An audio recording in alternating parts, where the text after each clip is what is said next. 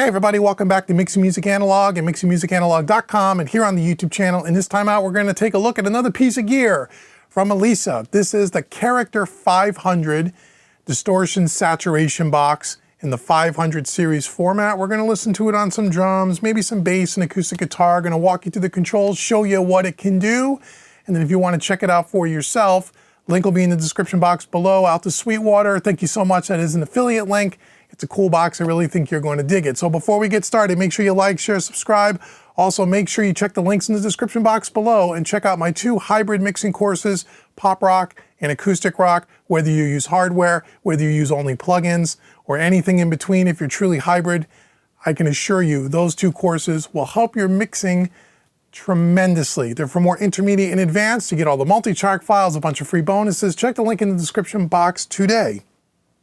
I think that's it. Okay, so before we get started, this is not a sponsored video. However, Elysia did send me this unit for demo purposes so I can bring this video to you, but I have to return it and I'm not being paid for the video. So I guess it's sponsored in that they let me borrow the unit because I contacted them and said I wanted to check out some of their gear, and they sent me the Karacter as well as the Expressor.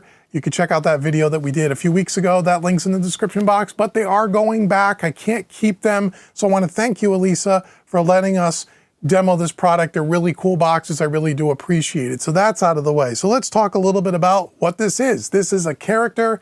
It's called the Karacter 500. It is a distortion, saturation, color box, stereo that you can run stereo or do mono. You could put it on buses like what we're going to do today. You could put it on your master bus. You could put it on single channels. You could do all kinds of things. So if you're looking for some cool distortion and saturation, this box might be for you. Let's walk through some of the controls. Let me tell you about the controls. They're really simple. And then we're going to listen to it. So if we go down the left side, the left and the right knobs are exactly the same because they're stereo. If we just walk down the left, we have our drive button. The drive determines how much saturation or distortion you want. The more you turn it clockwise, the more you're going to get. The color button, or the color knob, I should say, underneath that changes the harmonic frequency relationship. If you leave it in the middle, it's flat. If you turn it to the left, it's more dub, and to the right, it's more shred. Not sure what dub or shred means. I think to the left is a little less and to the right is a little more. But you're going to hear it. It just adds a bunch of color and saturation and changes the frequency. Then we have our gain knob after that we can use to control the gain level. If we're adding some color or distortion and we want to back off the output, we can do that as well. Then we have our mix knob, which is like a parallel compression thing. Then we have mid-side mode, so you can run this in mid and side. When you run it in mid-side mode, the left controllers, the left side of the unit controls the mid, and the right controllers, the right set of knobs control the sides of the frequency spectrum. Then we have these little buttons in the center. We have a turbo boost, which provides an additional kick and additional distortion, which really puts it over the top. You'll hear that.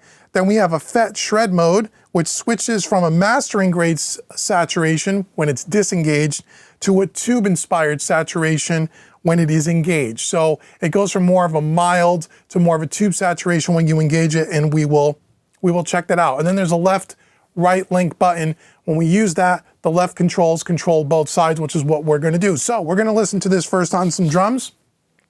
This song you're going to hear in parts comes from the artist Brandon Van Allen. The name of the track is Could I Be Lucky Just Once? Thank you, Brandon, so much for letting us use this session as part of this demonstration, even though you guys are only going to hear bits and pieces of it today. But check out the archives because there'll be a full Inside the Mix episode on this song. And check out Brandon's links in the description box below. He's a wonderful producer, singer, songwriter, artist. Go check him out today. So we have drums.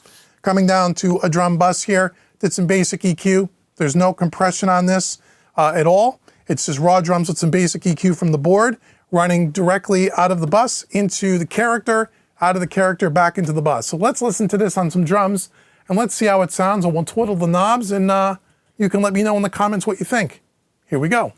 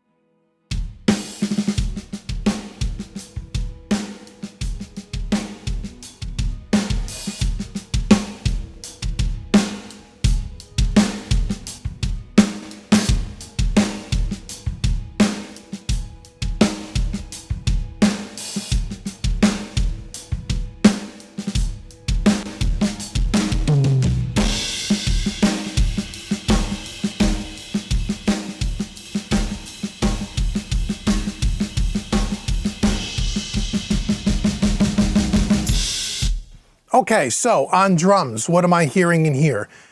It's got a lot of juice in the tank, right? So when you're not using the FET mode and you're not using the FET shred or the turbo boost, you could be a little bit more aggressive with that color knob. You can almost go all the way up and it sounds pretty nice. It gives you a nice amount of coloration, a little bit of breakup on the drums, which is kind of cool. The drive knob, you got to be really careful, right? The drive, the more you turn that up, once you get past about 2 or 3, at least in this particular example, it becomes almost unusable.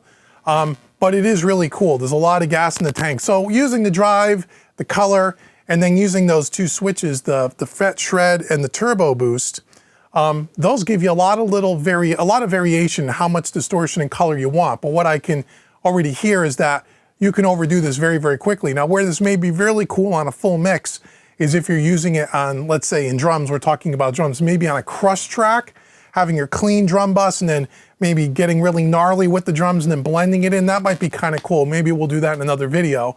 But it's musical and it sounds good and there's it sounds fine as long as you're subtle, So that's what it sounds like on drums. Let me break away here for a second. I'll patch it into bass. Let's hear what it does to bass, especially with some of that drive. Be right back in a second. Okay, we're back. So now I have it down to a bass bus here. I have a DI and an amp blended together coming down to a bus. Let's listen to it on some bass and let's see what we can do with some of that distortion and kind of blend it in there and get it kind of nice and juicy. Let's check it out. Here we go.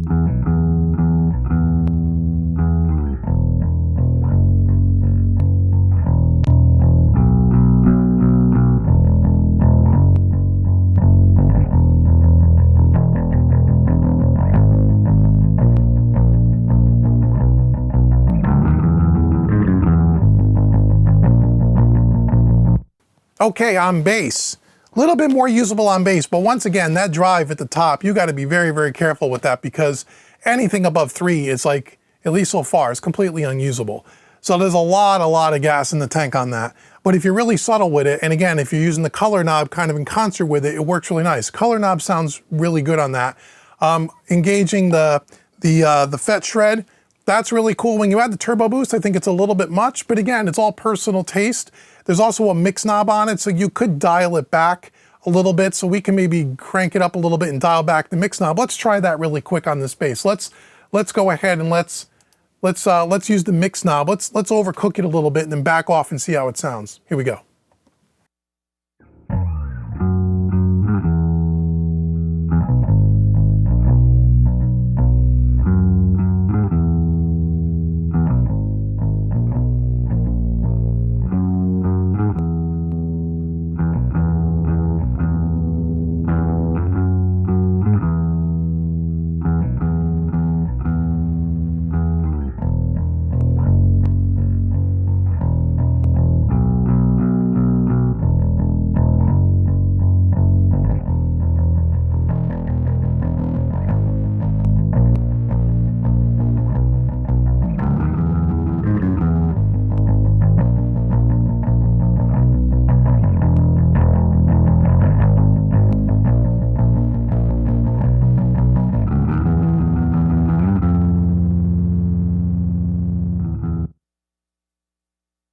Okay, so you can use the mix knob there, and if you pull it back to about 30% and you cook it a little bit more, you can blend it in nice. It's a versatile box, so you can use it in many different ways, but it sounds pretty good. Again, I can see using that where maybe like you have a bass track, maybe copy that bass track, put a lot of the character on that second bass track and then blend them together. That could be kind of cool. Last thing I want to try here is maybe a pair of acoustic guitars. I have a pair of acoustics coming down to a bus. I'd like to try that and just see if we just add a little bit there. Can it juice up a really pristine, clean acoustic guitar and give it a little bit of character? Be back in a second. Okay, we're back here. So I have a pair of acoustics, left and right, coming down to a bus here. Let's see if we use it really subtly on some acoustics. Can we give these are really clean, pristine recorded acoustics. They sound really good, really well played by Brandon. And make sure, again, you check out Brandon Van Allen in the socials below. The links will be in the description box below. But let's see if we could take these clean guitars, these acoustic guitars, and let's see if we can add a little bit of character and clean them up and dress them up a little bit without overdoing it. Here we go.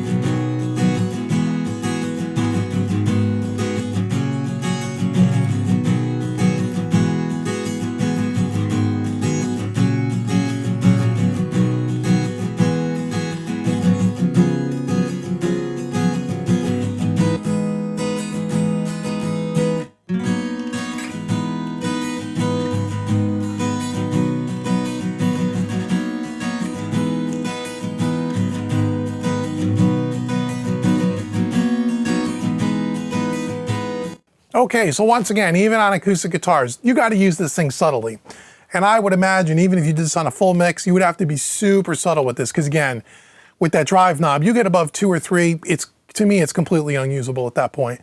At least in these particular examples. The color dial I really like on those acoustics. Again, if you're about 50% of the way, it adds a nice little saturation to those acoustics I really like. When you use the FET shred in the turbo boost, it gets to be a little much again on acoustics, but what's good about this box, if you were interested in a color box and you didn't have anything on, let's say, you're looking for something as your first couple of pieces of hardware, something you want to throw on your master bus or something you just want to have to dress up something, there's a lot of versatility here and there's a lot you can do with it. There's a lot of flexibility, I guess is what I'm trying to say. But like with all saturation and distortion boxes, whether they're plugins or hardware, me personally, I like to do these things in a much more subtle way. You can overcook these things really quick, and you want to be very careful about that because it can ruin a track if you're not careful. So that's a look and a listen to the Elysia Karacter 500. Thank you so much, guys, for sending it to me. I really did enjoy it. I'm sad to see it go. But if you want to check one out for yourself, check the link in the description box below. That'll take you out to Sweetwater. You can pick one up, and thank you so much in advance for using that affiliate link and helping out Uncle Dave here. And also make sure you watch the video on the Expressor 500 compressor that we did a couple of weeks ago. I'll link that in the description box as well. So once again, like, share, subscribe. Make sure you go out to the links in the description and check out the mixing hybrid courses. I'm telling you, those mixing hybrid courses I don't care what level of mixer you are. If you have more than a year or so of experience, whether you work with hardware plugins, I guarantee you they're going to be one of the most in-depth, fully featured mixing courses you have ever taken. I guarantee that. And you're going to write me an email and tell me you can't believe all the things that I talk about in that course. All the ear training exercises, all the teachable moments. I stop and show you every single mix decision, and I explain why I'm doing things. I just don't show you what I'm doing. I explain why. A lot of things are you're really going to dig. So go check those out today. And until the next video, I've been Dave with Mixing Music Analog and mixingmusicanalog.com. Thank you so much for watching, everybody. I'll see you guys in the next video.